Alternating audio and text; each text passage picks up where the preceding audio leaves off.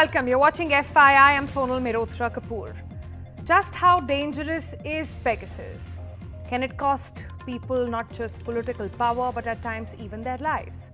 Well, so far, we've been educating you on what exactly is Pegasus. How does it work? How does it infect your phone? What access does it hold over you? It started with the leak list of actually 50,000 smartphone users since 2016, which is a consortium of media organizations and outlets, the Paris-based news agency Forbidden Stories, the human rights group Amnesty International, together with 17 news outfits, verified and followed up. It's a long list, 50,000, and the reporters of these media outlets managed to identify 1,000 people on that list in 50 countries. These 1,000 included 10 prime ministers, 3 of them sitting in power right now. 7 of them are former prime ministers as well, 3 presidents as well, and a name. Let's try and bring out those faces for you, the prime ministers that we are talking about, those 10 prime ministers. Like I said, 3 of them currently in power as well. It has 3 presidents and a king, several members of the Arab royal families, at least 65 business executives, 85 human rights activists, 189 journalists, and more than 600 politicians and government officials. Now, this is a story that is not just limited to India. It tells you it is spread across the globe. Many are saying after COVID, this is the biggest story of our times. The maximum of these numbers, interestingly, were found in a cluster of 10 countries. Those countries on your screen, maximum numbers from this cluster. India features there along with Bahrain, Hungary, Kazakhstan, Mexico, Morocco, Rwanda, Saudi Arabia and the UAE. So what did the journalists do? They contacted these people on the list, and some of the phones were then sent to the Amnesty Security Lab for a forensic analysis, where it was established that indeed these numbers on the leak list were infected with Pegasus. Now, some of you might think, so what? What's the big deal? Haven't we known this for a while now, that country and leaders spy on each other? Rival countries use and these days are using more and more digital tools to watch activities, digital warfare as it is often called and referred to. Well, to those, listen into today's story. Listen into the story of Jamal Khashoggi. And let's try and understand what role Pegasus had to play in his killing.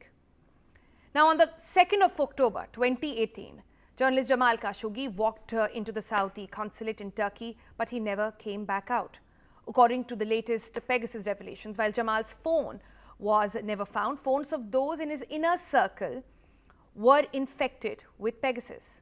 This included his wife, his fiancée, his friend and former Director General of the Al Jazeera, all targeted by Pegasus, meaning not just all the information on their phones was available to the hacker, but also live location of these people. They could be heard, watched all the time. And there was more.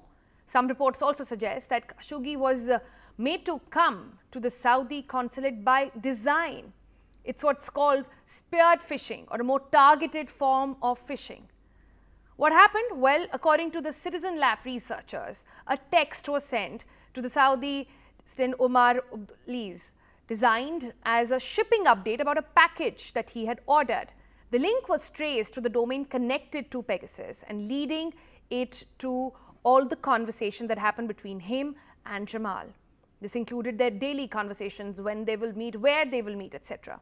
And 2 months later, Khashoggi entered the building for what he thought was a routine appointment to pick up papers that allow him to marry his Turkish fiancée. And minutes later, he said, in fact, it is said at this point that he was killed and murdered. And it is not like the hackers stopped using Pegasus post his murder. According to Amnesty's digital forensic analysis, Pegasus was successfully installed in his fiancée's phone 4 days after he was killed. Further attempts to hack her phone followed in June 2019, although they did not appear to be successful at that time. And while the investigation mostly points to Khashoggi's close associates being targeted in the months after the murder, there is also now identified evidence suggesting Pegasus targeted the phone of his wife several months before his death, and this happened between November 2017 to April 2019. A forensic examination of the wife's phone, which was an Android phone, found that she had sent 4 text messages that contained the malicious links connected to Pegasus. A close friend of Khashoggi, the former Director General, the man that you see at the bottom of your screen over there, his phone was also hacked. And his phone, in fact, was infected as recently as July of 2021. What is the bottom line here then? Well, before and after the murder of Jamal Khashoggi, the now exposed phone analysis shows that constant monitoring of the campaign seeking justice for Jamal by his friends, family, associates, all of that was tracked minute to minute, and perhaps that is happening even now as we speak.